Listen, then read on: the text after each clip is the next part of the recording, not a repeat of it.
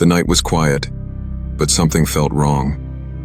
A man walked slowly into a police station, his clothes messy and his face tired. He looked around like he had been waiting for this moment for a long time.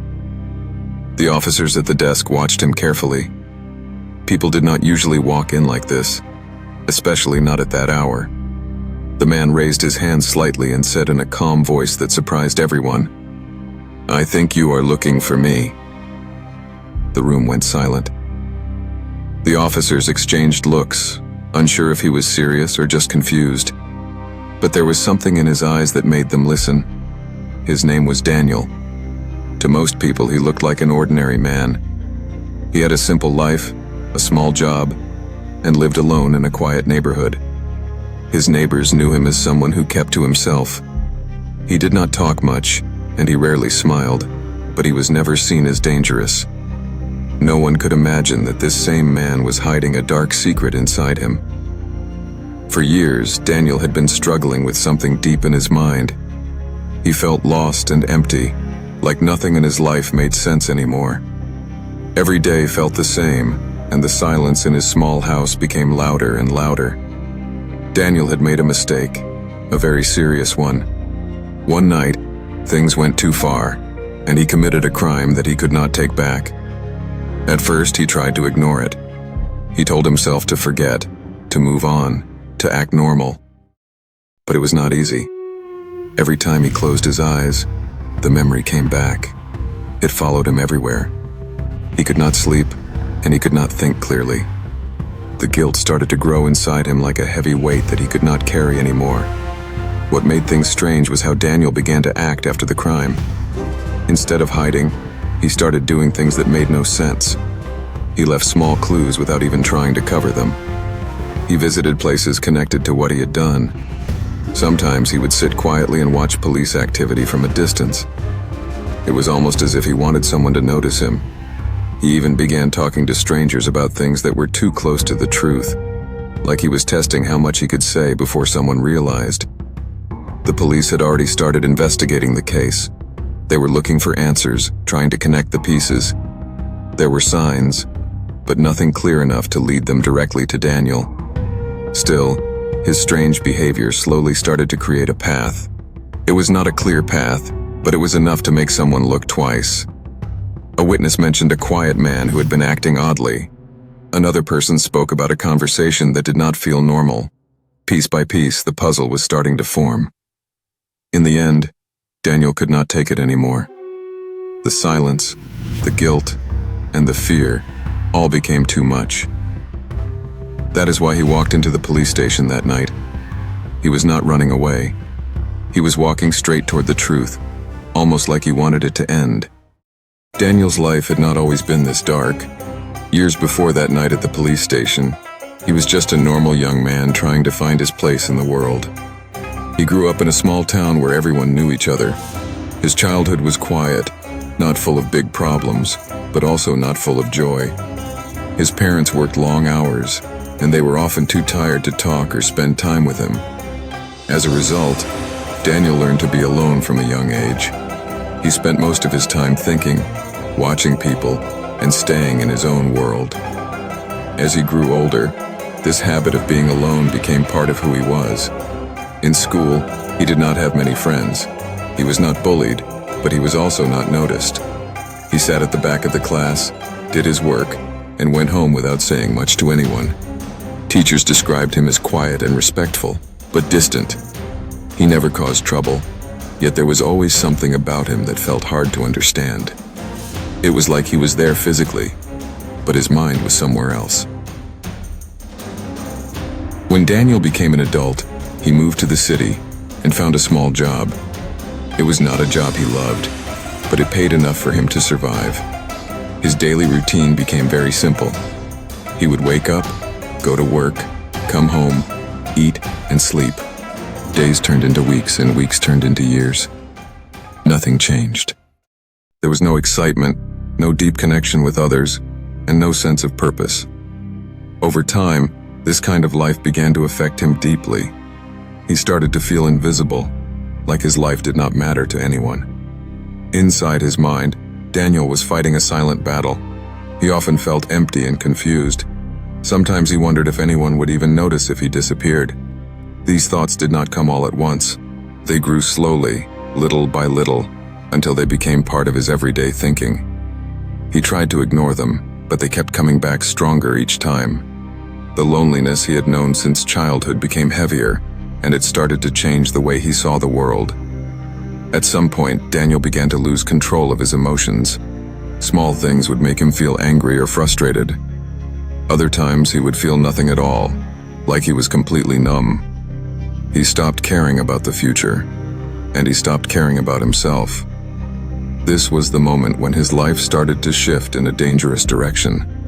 Without support, without someone to talk to, his thoughts became darker and harder to manage. Looking back, there were signs that something was wrong, but no one paid attention. His neighbors still saw him as the quiet man who kept to himself. His co-workers noticed that he was becoming more distant, but they did not think much of it. To the outside world, Daniel was just another person living a simple life. But inside, he was slowly breaking apart. This hidden struggle would later play a big role in the choices he made, leading him down a path that would change everything forever. The night of the crime started like any other night, quiet and ordinary. Daniel returned home from work, tired and lost in his thoughts. The streets were calm, and nothing seemed unusual. But inside him, something was different. The pressure he had been feeling for so long was building up, stronger than ever before. It was like everything he had been holding inside was ready to come out all at once. He tried to ignore it, just like he had done many times before, but this time it did not go away. Later that evening, Daniel stepped outside again. He told himself he just needed some fresh air, a way to clear his mind. As he walked, his thoughts became louder and more confusing. He could not focus, and his emotions were all mixed together. Fear, anger, sadness, and emptiness were all fighting inside him. It felt like he was losing control, like he was no longer thinking clearly. He walked without a plan, letting his feet take him wherever they wanted. At some point, Daniel found himself in the wrong place at the wrong time. What happened next changed everything. In a moment of confusion and emotional overload, he made a terrible decision. The situation quickly got out of control. What started as something small turned into something serious. Daniel acted without thinking, and within minutes he had crossed a line that he could never go back from. The silence that followed was heavy and real. He stood there, realizing what he had just done, but it was too late to undo it. After the crime, Daniel did not run far. He did not have a clear plan, and he did not try to hide as much as someone normally would. Instead, he moved slowly, almost as if he was in shock. His mind was racing, but his body felt heavy. He kept looking around, unsure of what to do next. Every sound made him nervous. Every shadow made him feel like someone was watching him. But at the same time, there was a strange calmness inside him, like he knew this moment had been coming. When he finally returned home, he tried to act normal, but nothing felt normal anymore. The room felt smaller, the air felt heavier, and the silence felt louder than ever before. He sat down and stared at the wall for a long time, thinking about what had just happened. He knew the police would start asking questions. He knew people would be looking for answers. But instead of thinking about how to escape, his thoughts went in a different direction. Daniel began to feel something unexpected. Along with fear, there was also a sense of release, like a weight had been lifted from him. It did not make sense, and it scared him even more. He knew what he had done was wrong, but part of him felt like he had finally broken free from something inside him. This confusing mix of emotions made it harder for him to think clearly. Instead of planning to stay hidden, he started to act in ways that would later make people question if he ever wanted to hide at all. After that night, Daniel's behavior became more unusual with each passing day. At first, he told himself he needed to stay quiet and avoid attention. But instead of becoming more careful, he slowly started doing the opposite. It was not something he planned clearly. It was more like a feeling inside him pushing him to act in ways that did not make sense. The fear of being caught was still there, but it was mixed with something else, something almost like a quiet desire to be seen. Daniel began returning to places connected to what had happened. He would walk past the same streets, sometimes stopping for a moment as if he was remembering every detail. He noticed police officers working nearby, asking questions, trying to understand the case. Instead of avoiding them, he stayed close, watching from a distance. His heart would beat fast, but he did not leave. It was like he wanted to see how close they were to finding the truth. One day, he even stood near a small group of people who were talking about the crime. They spoke in low voices, sharing rumors and guesses. Daniel listened carefully, his face calm, but inside he felt a strange tension. At one point, he said a few words that made one person stop and look at him. It was not a full confession, but it was too close to the truth. The person later told police about the conversation, saying there was something strange about the quiet man who seemed to know too much. Daniel also started leaving small clues without fully realizing it. He did not destroy or hide everything connected to the crime.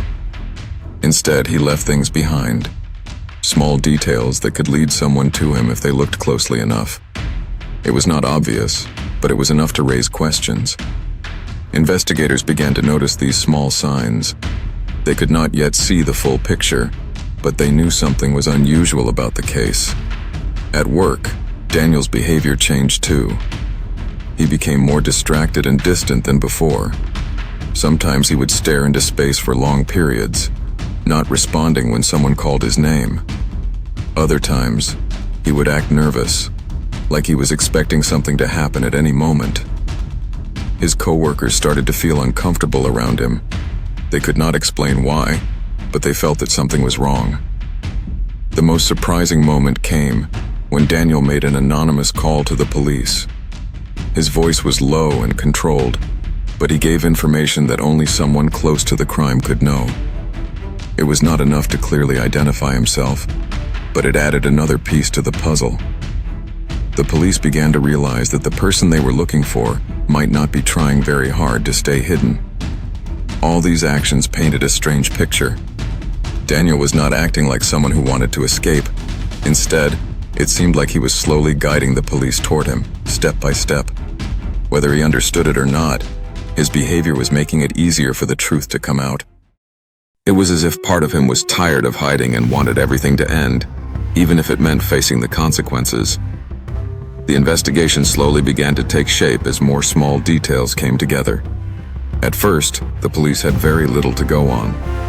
The case seemed confusing, with no clear suspect and only a few weak clues. But as days passed, the strange pieces started to connect.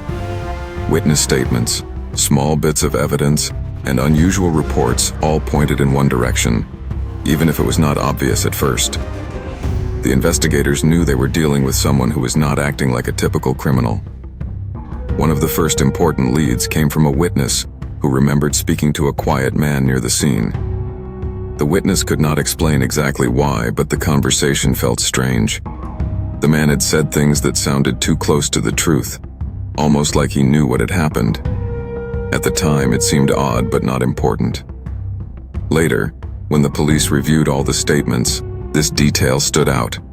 They began to take a closer look at the description given by the witness. At the same time, the anonymous phone call added more suspicion.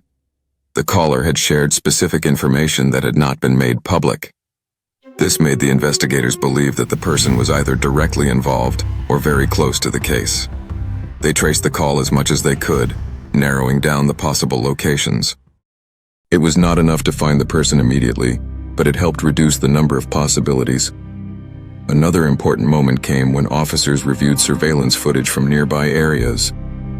In one of the videos, they noticed a man walking slowly, not trying to hide his face. He passed through the area more than once, even after the crime had already taken place. This behavior was unusual. Most people would avoid returning to such a place, but this man seemed drawn to it. When they compared the image with the witness description, it started to match. As the investigation continued, Daniel's name finally came up. A coworker had mentioned his strange behavior at work. The way he acted nervous, distracted, and sometimes lost in thought raised concerns. When the police looked deeper into his background, they saw that he lived not far from where the crime happened.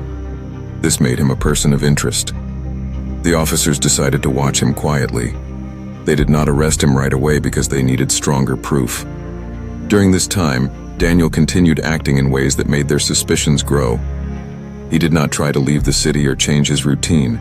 Instead, he stayed in the same place, almost as if he was waiting. Every move he made seemed to bring more attention to him. The final step in the investigation came when all the small pieces were put together.